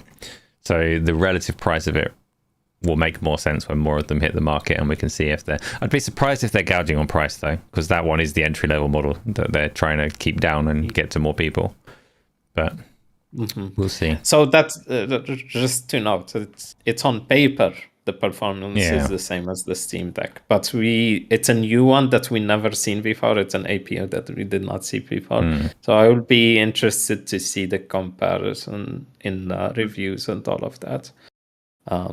Certainly when it's out in the wild, I'd look forward to like a Digital Foundry breakdown of that, equating the innards with the value and what that's, what that's looked like in terms of cost. The unified storefront and that sort of iteration on their UI is really cool to see them focus on that. I think it's also very telling that that's where they're going to put a lot of their focus going into next generation. You don't lay all this groundwork now for that not to pay off in a couple of years' time. If we're anticipating 2027 as being sort of either the release year or at least certainly the unveiling of what's next. So yeah, it's an interesting one. I know that for me, it's not particularly a necessary day one purchase, but I definitely am looking at it. I'm using my Switch 2 a lot more handheld than I did with Switch 1. Switch 1 I was almost exclusively docked because the Joy-Cons are so shit. So I'm using my Switch 2 much more handheld, and therefore there is scope, I think, to look at the PC side. It's just at the moment with what I've bought, I don't particularly want to take it hand. I don't really have a usage for that yet. But it's whether that evolves in a year's time, 18 months time, and kind of to check in with myself and see where I'm at.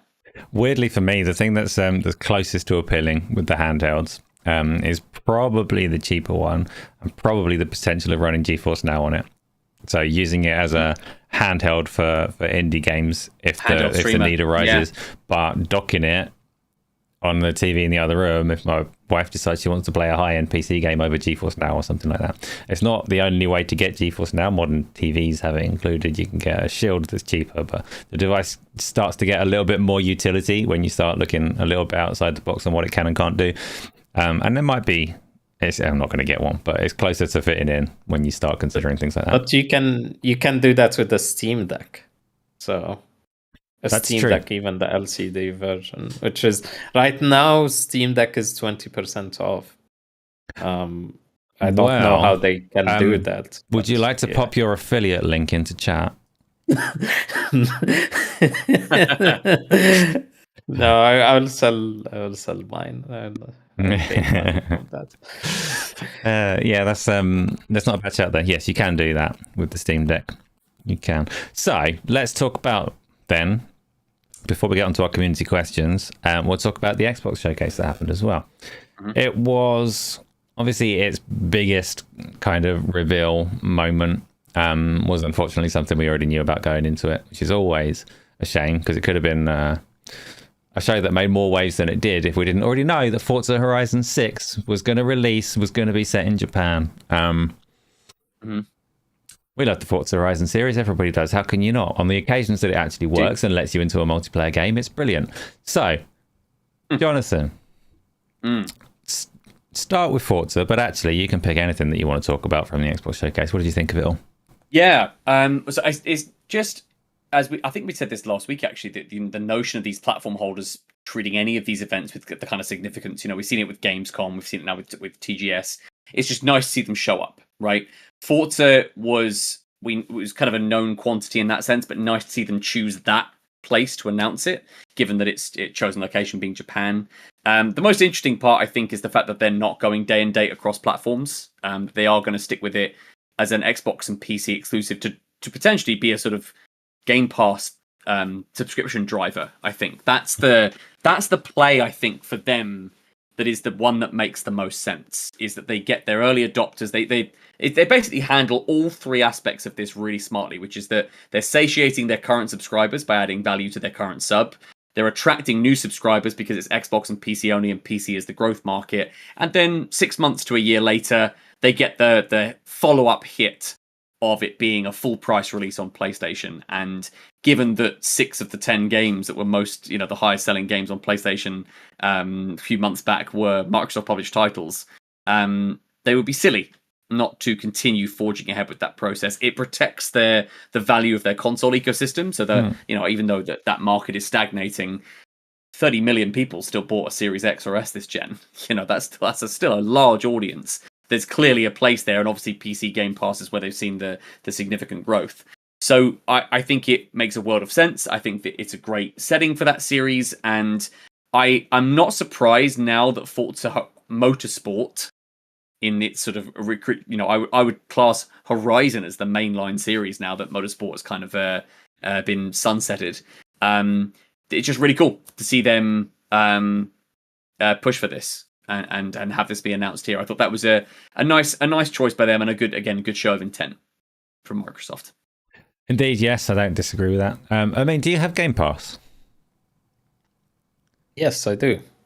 Okay, yes. Just checking, because the thing that's interesting about that strategy and the idea of leveraging this title to bring people across to Xbox as an ecosystem is they kind of undermine it a little by releasing it on Steam, right? Because a large portion of the PC base do buy it on Steam, and that is not Microsoft's platform. It's a curious one that they do that, and obviously they want good relations with Valve, especially if they want Steam on their next console, handheld devices, and all the rest of it. I was just wondering, because I didn't actually know if you have Game Pass or if you are like one of those staunch Steam Valve heads that insists on buying everything on Steam regardless of where else you can get hold of it.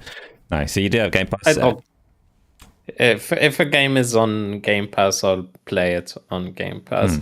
there are a few occasions where I buy it, even if it is on Game Pass, like Doom: The Dark Ages or Rematch, because I know that I would play it forever, even when they remove it. You're not playing Rematch from forever. Game Behave Pass. yourself. Come on.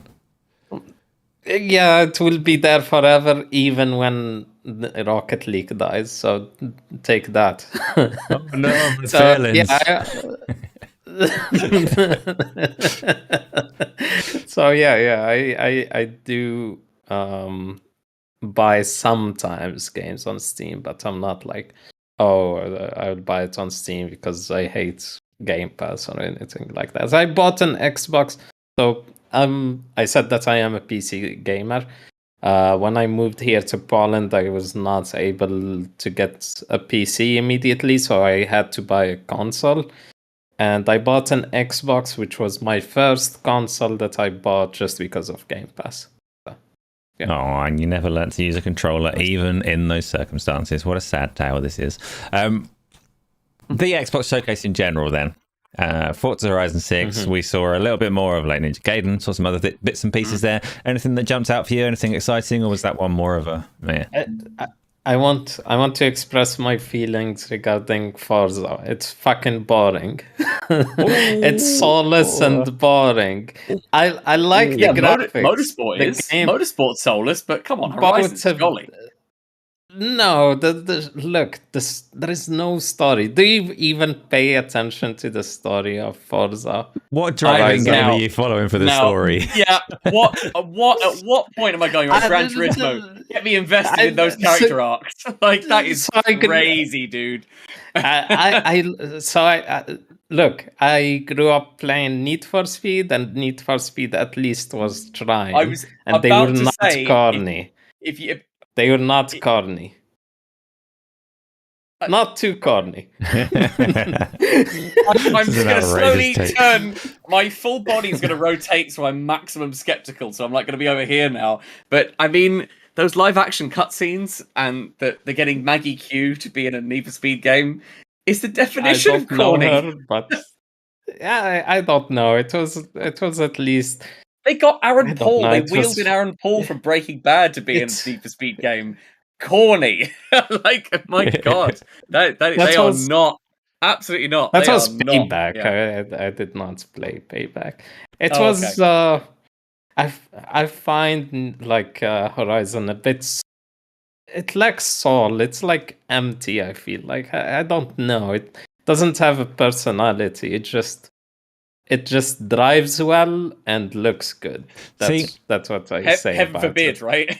I mean, that's kind of what some most people want from racing game. But I feel like at least from the series inception, its Horizon Festival thing, I would say was like the opposite of what you're saying. It was a mood and an atmosphere and a character that this series had. I would say that it's perhaps worn a little bit thin by the fifth one, and it feels a little bit more hollow now than it did when it started. But for you, this is, I think, the first one that you've got into. So I'm surprised that you don't... I played 4 and I played 5. I played 4 and 5. My brother also tried Forza for the first time. He tried 4 and he also found it dull. And Tom agrees with me, so at least there is someone that's... It's funny though, because in like the racing scene, so you've got like Gran Turismo's career structure. It's a brilliant game, especially in VR, but its career structure is dire, right? It's you go to a little cafe with these menus of races that you have to do, and there's a profile picture of someone called like Lou or something who looks like he's got a gun pointed to his head with a really awkward smile, telling you about some cars. And there's like a certain amount of love and car enthusiasm in it that you can appreciate, but it is sterile. It's very sterile as a game. Forza Motorsport used to be a little bit more peppy. I think when the Xbox 360 one that came out, I think number 5, wasn't particularly good, but it had a little bit of pep and it had like the Top Gear track and a little bit of attitude, and it was quite nice, but it was dry. It is a simulation game, was supposed to be like arcade sim, whatever you want in that argument. And then in the PC space, you've got things like Project Cars and the new one of them that's coming soon, and Assetto Corsa and R Factor and things like that, like the hardcore sims and stuff. But there aren't really many racing games that have this personality that you're looking for. Like, there's not like, okay, Need for Speed, but that's ancient, right? That's dead, and they don't make them anymore. So what's actually on this podium Unbound for you now? Unbound was good. No, it I wasn't. really loved Unbound. No, it wasn't. It was good. It was good. I really loved it. No, it had even the sort of graffiti like artwork style was like Yes, and there neat. was a I story. appreciate the That was a angle, neat. but- There was a story in it, so I will concede the fact that there was one, but I don't know if it was anything anyone was in any way invested in whatsoever. Like Forza, you just play to race, and that's fine for people. But I want And a that sentence little there, bit. and that sentence Yeah. there, they play to race, and it's fine for people. Full stop. So Tom shouted out there. So Tom actually agrees with you, by the way, which is wild. Nobody should agree with you. But Tom's pointing out there that he likes games like Need for Speed and Split Second and stuff. And there is something to be said for games that have that like more curated track. Yes. So I will shout out to Split Second. There's a game with a bit of like gumption and a bit of a unique spin behind it. Burnout is the gold standard for me always. Burnout 3, Takedown, and Burnout Revenge are two of my absolute favorites in that series. And actually, funnily enough, I think Burnout Paradise then, when it went open world, that was when it lost a little bit of its identity, I think, in many ways. But I do think there's space for that. He actually referenced Pure in there as well. Blur is another one I really enjoyed. Blur was really good.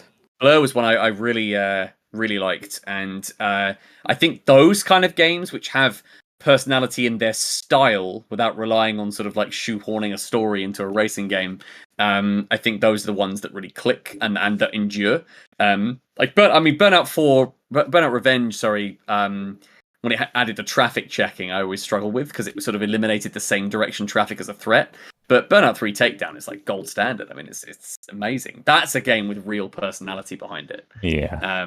And I do think, in some ways, I think Horizon does evoke some of those older games in some ways. At least for me, I just, the sense of freedom and speed and the graphical fidelity, all those things are just a big box tick for me. It is, like, I appreciate that it is a bit looser, though, as an experience. Like, most of the tracks are pretty wide, and there is a lot of repetition of, like, stretches of road that you've already done. And it is broad and big, and not that, like, the tracks aren't really tightly, intricately designed, as it were, because it's just an open map that you've got tracks drawn onto. So there is room for these older kind of games that you were talking about. I would say that. I'll agree with you to that extent. I mean, and no more, no further. That's our compromise. What are you going to say? Yeah, I'll just say this and we can move on because of time. Yeah. I am looking forward to playing it and seeing the horrible episode 13 tracks. So. Oh my goodness. This is why you don't like Forza Horizon games, because episode 13 put the lap counter too high. Oh, we all died to death. Right.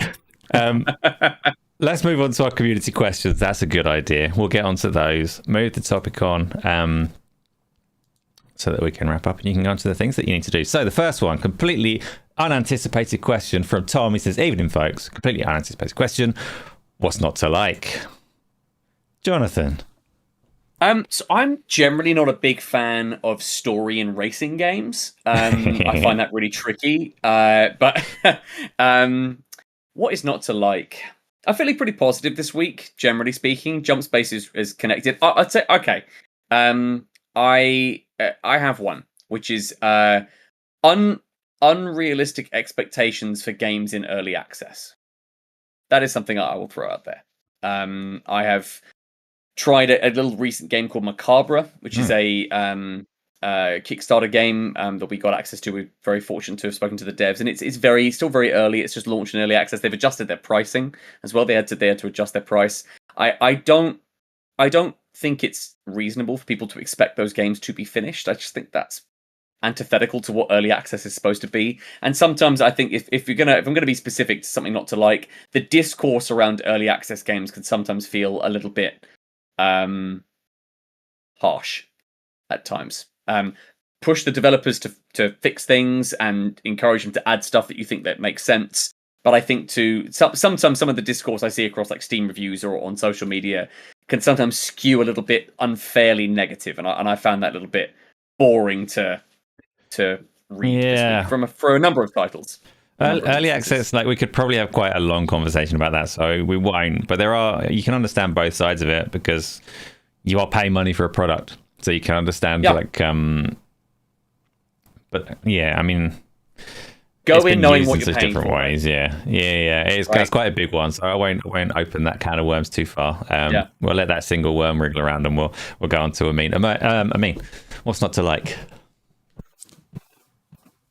Forza. What else? Forza is not. I don't know. I don't have a lot of negative things to say about gaming right now. It doesn't need to be gaming. It's is, just what's not to like. It's a broad and open question, but yeah. I don't know. I don't have something bad to say. No. It's nice. I'm going to agree with you and say Forza. Maybe, Microsoft not replying to my letters about the VR support in Forza. Yeah. That's not to like. Maybe just the state of the world and politics and all of that. I don't like it right now. Yeah. Fair enough. I mean, that's again, could do a many episode podcast on the state of the world and politics. We're not going to do that right now. But yes, that's fine. Put it out there. That's what the question's all about. Right, the next one is already up. Let's go for Lutrons. How do you guys feel about the ingenious/evil scheme? Oh, we actually kind of already covered it. Of Sony allowing you to buy a sweet pin or graphic tee for the trophies that you've earned. We all liked it. I think Lutrons has gone now as well, but we did cover this and talk about it already. We all like it. Everybody's a fan. We wish we were good enough at Ghost of Yotai and Destiny and all of the other games to be able to get some sweet merch. The next one comes with a trailer for the best stuff from Minecraft Live. I'm going to bring that up right now. Hold on. It's on the... Oh, bollocks. It's on the wrong computer. Let me see how I can get that. Here we go. It's opening. If either of you two have a chance to watch the best parts of it, they're coming up now. I've seen little bits of this. So Minecraft Live happened today about 6 o'clock. So right an hour before. 6 o'clock, 5 o'clock, 6 o'clock, something like that. Like an hour before we went live. They're introducing new stuff. I was privy to some of this. I saw some of this on a car journey. And my biggest takeaway from Minecraft Live and from what I saw of the studio and developers was actually that Mojang seemed really nice. Like all the people involved seem really genuine and sincere and seem to love what they do. And that's what shines through. And it's like, it's not a given because they're owned by Microsoft now. So for like any kind of company culture to survive that is definitely like it's not guaranteed by any stretch. So to see all of these people talking about what they're doing and just the way they're recording sounds for their like copper golems and all this kind of stuff, and just loving what they're doing did actually shine through and make me think, that's nice actually. That's yeah, it is genuinely like, this is not feeling like corpo slime. And I like that. Yeah, about but maybe it is.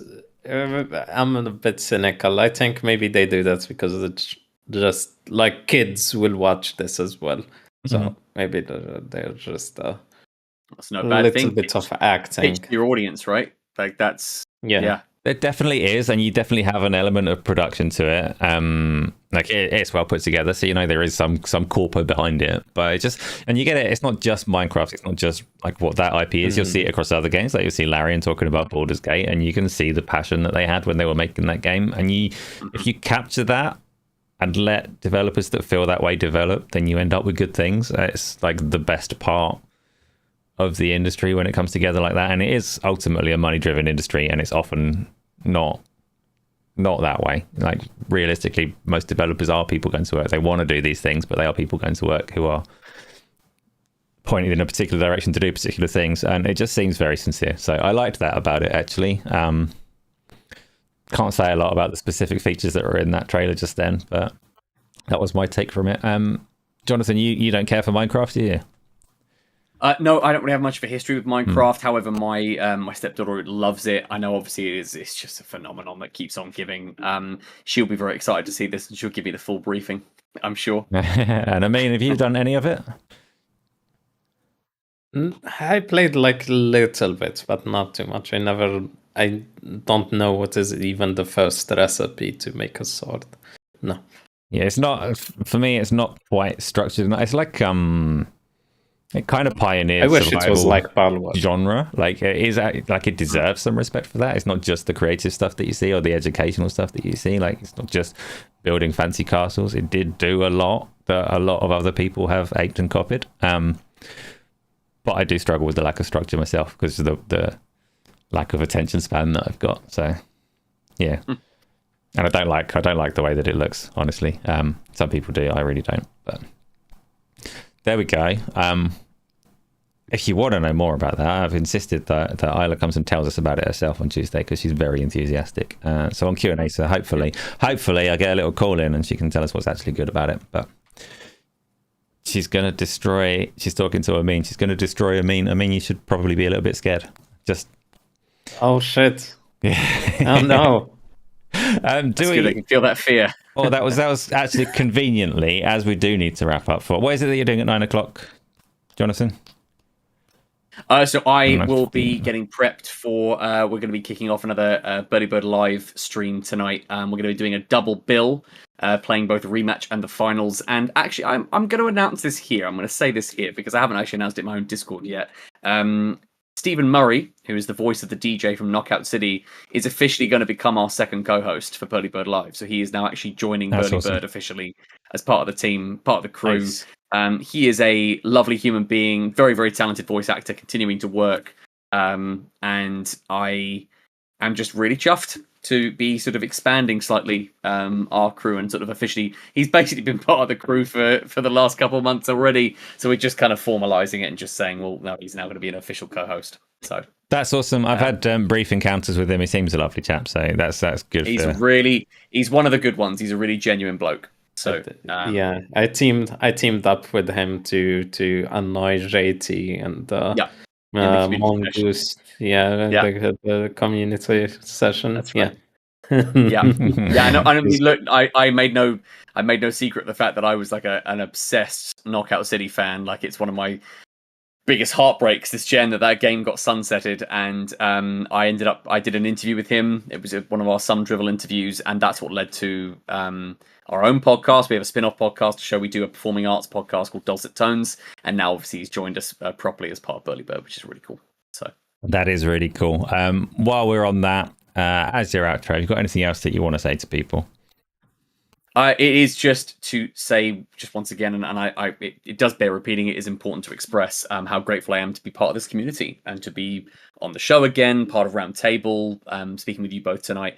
I've always felt so incredibly welcome, and it's something that I will certainly not take for granted because I know how so many spaces on the internet, I think we forget sometimes actually that it takes actual work to cultivate a community that's this welcoming, and that's obviously led from yourself, Asa, and all the way through to the people involved. So just grateful to be here, grateful to be part of the community, and also to make sure that we don't get complacent. You know, this should be protected. Communities like Arcadia and Burly Bird, etc. So it's been a blast. Thank you both for having me on, and hopefully the first of many to come. Yep, you are not wrong at all, and it will be the first of many to come. Something's popping up. It's you. I mean, don't stick your own little celebratory messages up when it's time for your outro. I'll catch that in a minute. For now, I did not say anything. You didn't. So no, you just clicked the button. It's all right. That's good. That would have been awkward. I mean, thank you for coming on and talking to us. Very short notice as well. So, say whatever you want to say. Yeah, I'm also grateful that part of this community, and thank you for having me in this podcast with JT. It was fun to talk to JT. I always watch his streams. I'll just thank you. Thank you, the viewers, for supporting Asa, and that's all I have to say. So for me, I hear both of you say thanks, and I say take that thanks and shove it up your ass, because there is no community without the likes of you. So actually, I thank everyone, both of you and everyone that is here, as you always are, people that are in the Discord. It's not a community if it's just me trying to pretend to be nice. It's a community because of all of you. So thank you very much, everybody involved in it. It is appreciated, and you all are. We'll be back next week. In the meantime, I might play some Hades 2 this evening, or I'll think about it. I'll let you know in Discord. Tomorrow could potentially have a little afternoon VR. We'll try and shoot for some of that.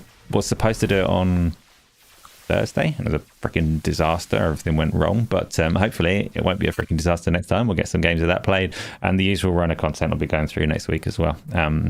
Hopefully some videos. Tom with the super chat right at the end. Look at that. That's amazing. I did not catch that. Thank you for pointing that out. It is the legendary Tom, another big part of the community, says, agreed with the hard work on welcoming and nice communities. Cheers, Asa. Again, Tom, shove it up your ass. In the nicest sense, you're a big part of the community yourself. So good. I don't rescind need the everything that I've said.